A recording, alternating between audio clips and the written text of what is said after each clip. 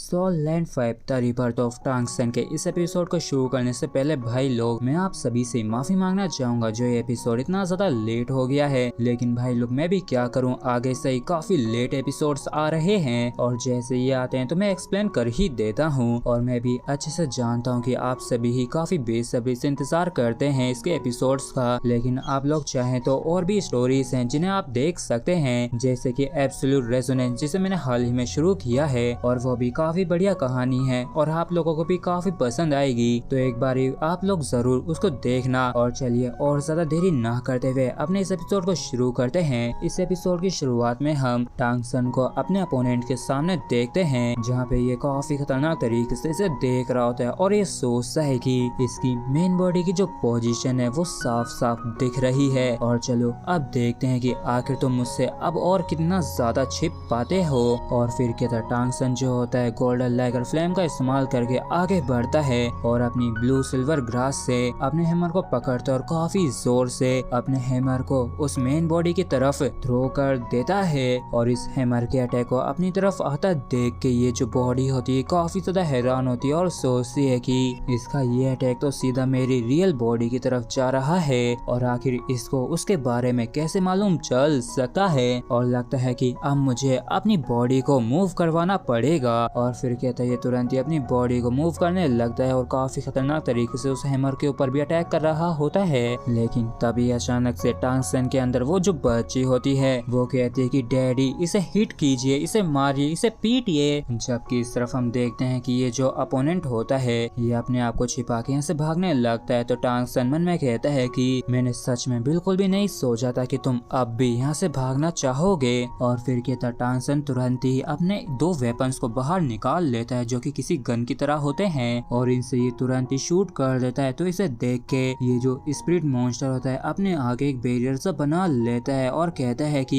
ये जो arrow attack है ये करीब करीब मुझे 2 बार हिट कर सकते हैं। और ये जैसे तैसे करके इन्हें ब्लॉक कर ही रहा होता है। लेकिन तभी अचानक से टांग सन जो होता है ये गोल्डन लाइगर ब्लड लाइन का इस्तेमाल करता है और इस पावर को देख के इस बंदे के भी होश उड़ जाते और ये कुछ भी करता उससे पहले ही यहाँ पे हैमर से काफी तगड़ा सा ब्लास्ट होता है। और ये जो फ्लावर मॉन्स्टर होता है ये काफी गुस्से में आ गया होता है और ये सोचता है कि मेरी काफी सारी वाइन से डिस्ट्रॉय हो चुकी हैं और तो और मेरा जो बैरियर है वो भी अब ज्यादा समय तक नहीं टिक सकेगा। और तभी हम इन वाइन्स की तरफ काफी सारे एरोस को आते हुए देखते हैं जो कि इन वाइन्स को चीरते हुए आगे बढ़ रहे होते हैं, जिसकी वजह से ये जो मॉन्स्टर होता है ये इंजर्ड हो जाता है और इतना ज्यादा इंजर्ड हो जाता है कि ये अपने घुटनों पे आ जाता है। और इस चीज को देख के सभी लोग काफी ज्यादा हैरान होते हैं और इन लोगों को समझ में नहीं आ रहा था आखिर ये बैटल इतनी आसानी से इतनी जल्दी कैसे खत्म हो गई। और यहाँ तक कि टांग सन की इस जीत पे तो मई गोंगसी और बिग कैट को भी विश्वास नहीं हो रहा होता है। लेकिन जो भी हो जीत तो जीत होती है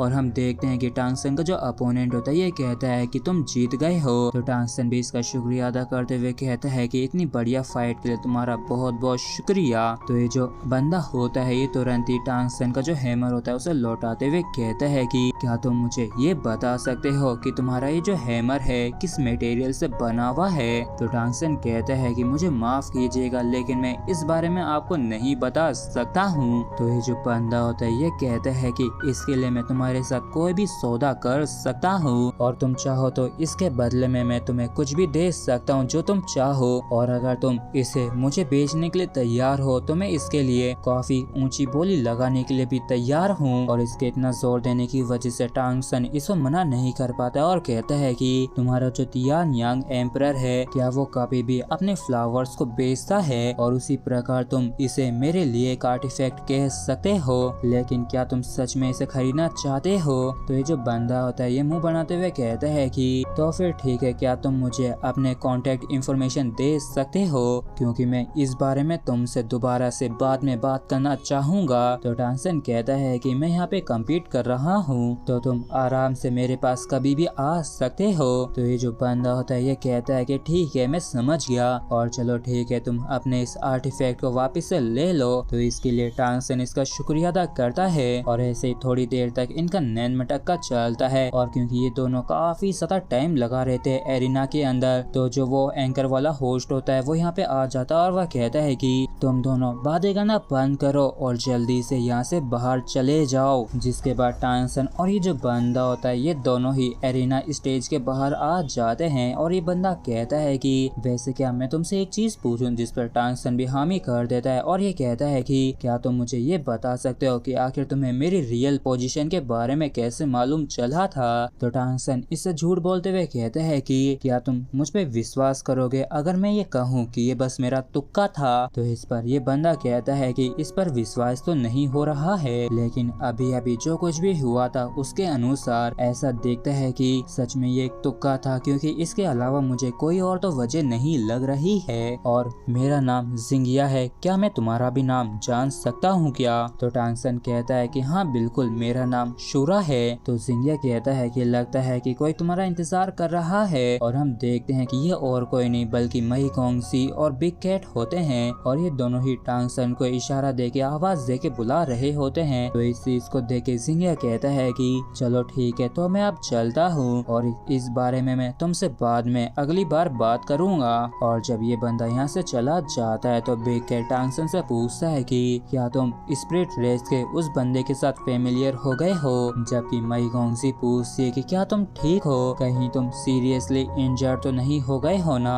और मई गोंगसी के ऐसा पूछने की वजह से टांग सेन का जो दिल होता है बाग बाग हो जाता है और ये खुश होते हुए कहता है कि मैं तो एकदम टकाटक हूँ और मैं तो बस ये देखना चाहता था कि ये जो स्पिरिट रेस है ये कॉम्बैक्ट पावर के अंदर कितनी ज्यादा स्ट्रॉन्ग है। और टांग सेन की इन बातों को सुन के मई गोंगजी जो होते ये थोड़ी शर्माते हुए कहते हैं कि ब्रदर आपका जो लक है वो सच में काफी ज्यादा बुरा है और ना जाने क्यों आपका हर एक मैच के अंदर फर्स्ट क्लास ब्लड लाइन जैसे स्ट्रॉन्ग अपोनेंट से सामना हो रहा है। तो टांग सेन कहता है कि इस बारे में तो मैं भी नहीं जानता हूँ, लेकिन कोई ना, जब तक हमारे पास डबल मैच के अंदर बेटर लक है तब तक कोई भी दिक्कत नहीं है। और तभी बिग कैट भी काफी ज्यादा प्यार दुलार दिखाते हुए कहता है कि ब्रदर सूरा आप इतने ज्यादा लकी हैं कि यहाँ पे ऐसा कोई भी नहीं है जो कि आपकी बराबरी कर सके लक के मामले में। और एम्परर के डिसेंडेंट्स ये जो 2 बार फाइट हुई है वो भी लगातार, तो ऐसी सिचुएशन तो सिर्फ फाइनल्स में ही होना पॉसिबल था, लेकिन मैं नहीं जानता हूँ कि थर्ड ग्रुप के अंदर कोई और भी एम्परर का डिसेंडेंट बचा हुआ है या नहीं। जबकि टांग सेन कहता है कि जो भी मुंह में आए वो मत बोलो। और फिर हमें सीधे 1 घंटे बाद का सीन दिखाया जाता है जहाँ पे 6 ग्रुप का कम्पीट करने का समय हो गया होता है और बिग कैट जो होता है ये वेटिंग एरिया में चला जाता है और मैच के शुरू होने का इंतजार करने लगता है। जबकि इस तरफ हम यहाँ पे मई गोंगसी के फादर को भी देखते हैं जो इन्हें देखते हुए कहते हैं कि वो जो सूरा और वो जो लाइगर रेस का बंदा है